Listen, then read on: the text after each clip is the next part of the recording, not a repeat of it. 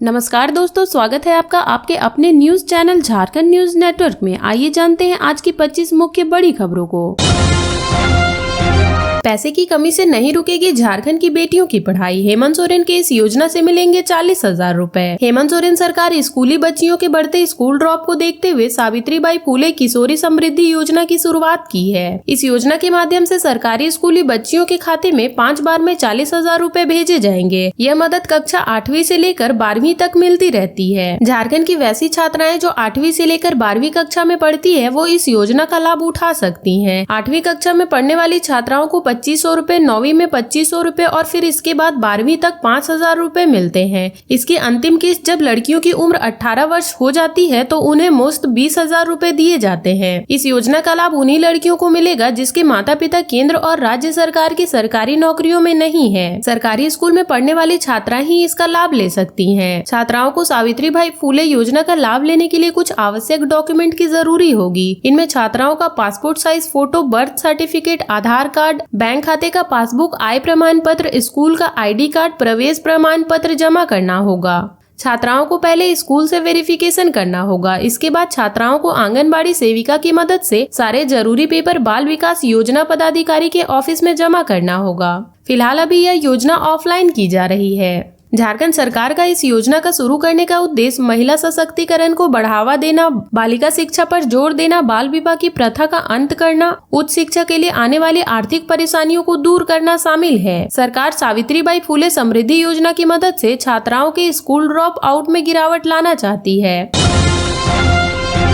Cabinet की बैठक से पहले हेमंत सोरेन सरकार एक्शन मोड में, लिया बड़ा फैसला। झारखंड में मंत्रियों के शपथ ग्रहण के बाद होने वाली पहली कैबिनेट से पहले हेमंत सोरेन सरकार एक्शन मोड में आ गए हैं। सरकार ने 3 बड़े फैसले किए हैं। ये फैसले झारखंड आंदोलनकारियों से जुड़ा हुआ है। अलग झारखंड राज्य के लिए आंदोलन करने वालों की तीसरी सूची को मंजूरी दे दी गई है। आंदोलनकारियों के आश्रितों और आंदोलनकारियों के लिए पेंशन की राशि तय की गई है। साथ ही आंदोलनकारियों को सम्मानित करने का भी फैसला किया गया है। झारखंड सरकार के 11 मंत्रियों के शपथ ग्रहण के बाद मुख्यमंत्री हेमंत सोरेन ने झारखंड आंदोलनकारी चिन्हितीकरण आयोग रांची की ओर से चिन्हित किए गए 299 आंदोलनकारियों की 30वीं संपुष्ट सूची को मंजूरी दे दी है। 144 चिन्हित आंदोलनकारी श्रमिकों को 3500 रुपए और एक आंदोलनकारी श्रमिकों को 7,000 रुपए मासिक पेंशन मिलेगी। इतना ही नहीं, 154 आंदोलनकारियों को प्रतीक चिन्ह और प्रमाण पत्र देकर सम्मानित भी किया जाएगा। इन सभी को 20 अप्रैल 2021 के सरकार द्वारा अनुमानित सभी सुविधाएं दी जाएगी। ज्ञात हो कि झारखंड में शुक्रवार को अपराह्न 3 बजे से झारखंड मंत्रालय के मंत्री परिषद कक्ष में बैठक होगी।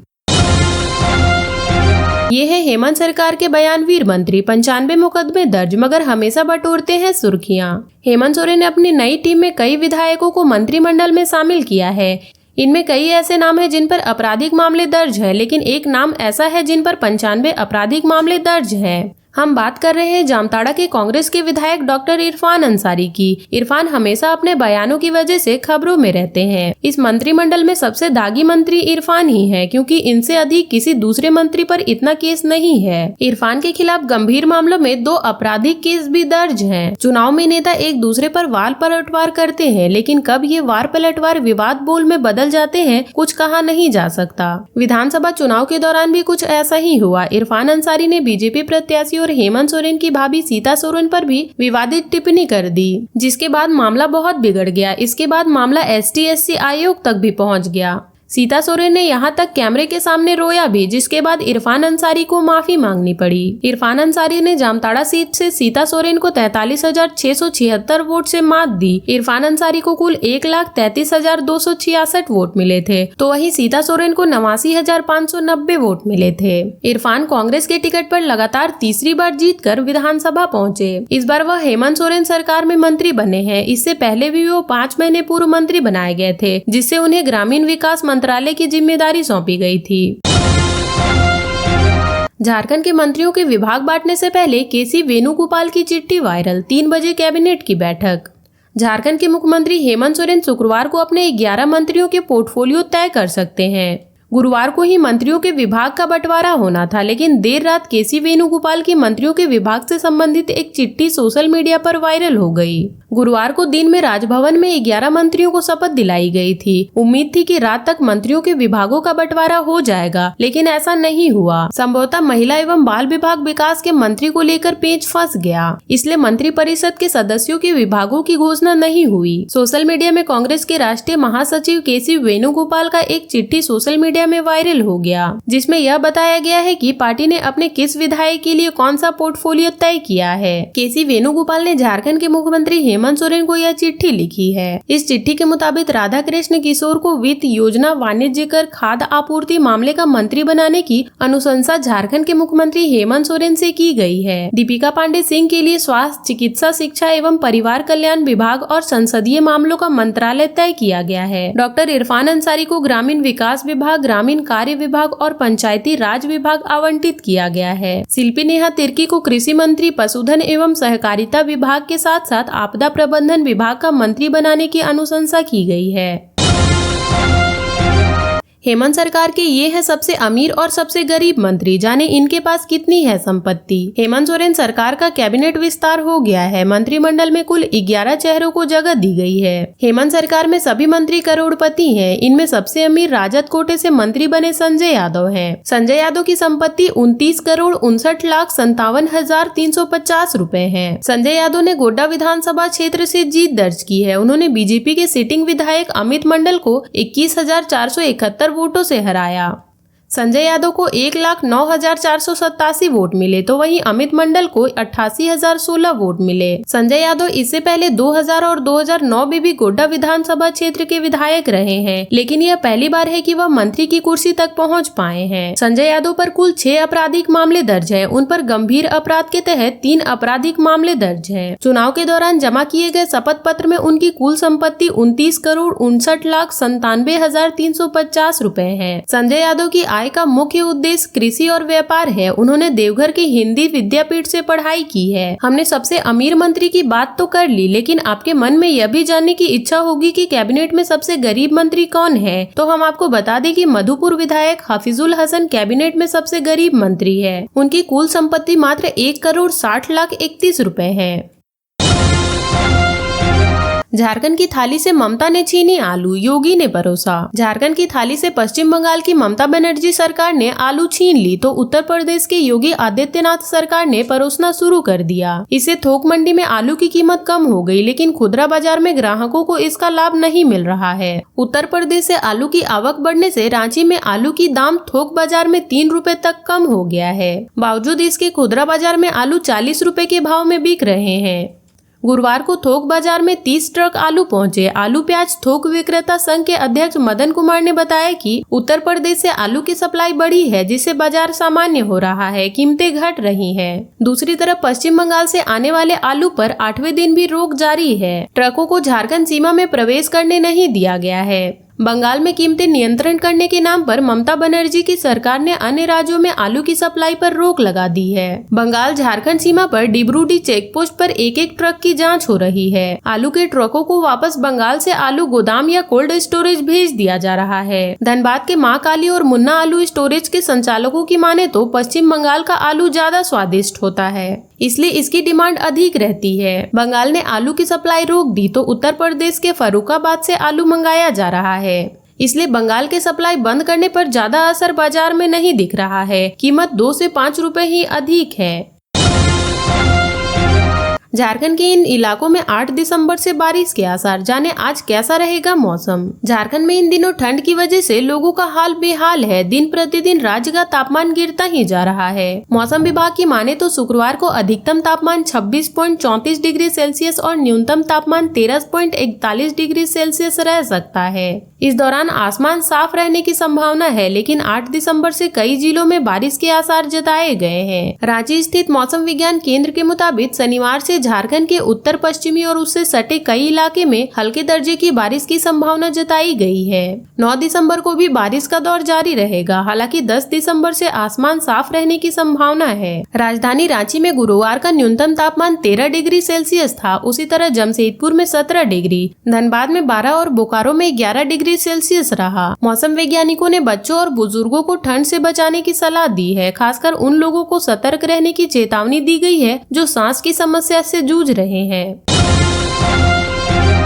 हेमंत सोरेन ने अपने पास रखे इतने विभाग, जाने किस मंत्री को कौन सा मंत्रालय मिला। झारखंड के मुख्यमंत्री हेमंत सोरेन ने अपने मंत्रियों को विभाग आवंटित कर दिए हैं। मुख्यमंत्री ने कार्मिक प्रशासन सुधार एवं राजभाषा के साथ साथ गृह विभाग, पथ निर्माण विभाग, भवन निर्माण विभाग और मंत्रिमंडल सचिवालय एवं निगरानी विभाग तथा वैसे सारे विभाग जो अन्य मंत्रियों को आवंटित नहीं हुए हैं अपने पास रखा है। शुक्रवार को मंत्रिमंडल विस्तार की अधिसूचना जारी कर दी गई। कांग्रेस के टिकट पर पलामू जिले के छतरपुर विधानसभा से चुनाव जीतकर आए राधाकृष्ण किशोर को वित्त विभाग का मंत्री बनाया गया है। वह वाणिज्य, कर विभाग, योजना एवं विकास विभाग और संसदीय कार्य विभाग के भी मंत्री होंगे। चाईबासा सीट से लगातार जीत रहे झारखंड मुक्ति मोर्चा के वरिष्ठ नेता दीपक बिरुवा को राजस्व, निबंधन एवं भूमि सुधार विभाग का मंत्री बनाया गया है। चाईबासा के विधायक को परिवहन विभाग की भी जिम्मेदारी सौंपी गई है। झामुमो के एक और वरिष्ठ नेता चमरा लिंडा को अनुसूचित जनजाति, अनुसूचित जाति एवं पिछड़ा वर्ग कल्याण विभाग का मंत्री बनाया गया है। वह गुमला जिले के विशुनपुर विधानसभा सीट से जीते हैं।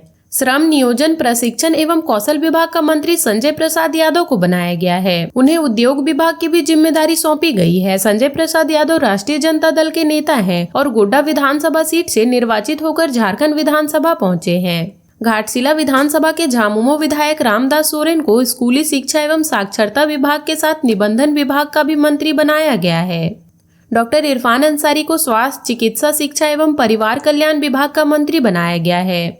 जामताड़ा से कांग्रेस के टिकट पर चुनाव जीतकर आए डॉक्टर इरफान अंसारी को खाद्य, सार्वजनिक वितरण एवं उपभोक्ता मामलों और आपदा प्रबंधन विभाग का भी जिम्मेदारी सौंपी गई है। हफीजुल हसन को जल संरक्षण विभाग और अल्पसंख्यक कल्याण विभाग का मंत्री बनाया गया है। महागामा की कांग्रेस विधायक दीपिका पांडे सिंह ग्रामीण विकास विभाग, ग्रामीण कार्य विभाग और पंचायती राज विभाग की मंत्री बनाई गई हैं। गोमिया विधानसभा सीट से जीतकर आए झामुमो नेता योगेंद्र प्रसाद पेयजल स्वच्छता विभाग के मंत्री बनाए गए हैं। वह उत्पाद एवं मत निषेध विभाग के भी मंत्री होंगे। गिरिडीह के झामुमो विधायक सुदेव कुमार सोनू नगर विकास एवं आवास विभाग, उच्च एवं तकनीकी शिक्षा विभाग और पर्यटन, कला, संस्कृति, खेलकूद एवं युवा कार्य विभाग के मंत्री बनाए गए हैं। मांडर की कांग्रेस विधायक कृषि, पशुपालन एवं सहकारिता विभाग की मंत्री बनाई गई हैं। झारखंड में घट रहा अधिकतम तापमान। 8 दिसंबर को 11 और 9 को 21 जिलों में होगी बारिश, बढ़ेगी ठंड। झारखंड में अधिकतम तापमान में गिरावट दर्ज की गई है। 2 दिन की बारिश में झारखंड में ठंड का दौर आने लगा है। इससे पहले रांची का उच्चतम पारा 0.4 डिग्री सेल्सियस, जमशेदपुर का 0.8 डिग्री, डाल्टनगंज का 0.2 डिग्री और बोकारो का 1 डिग्री सेल्सियस घट गया है।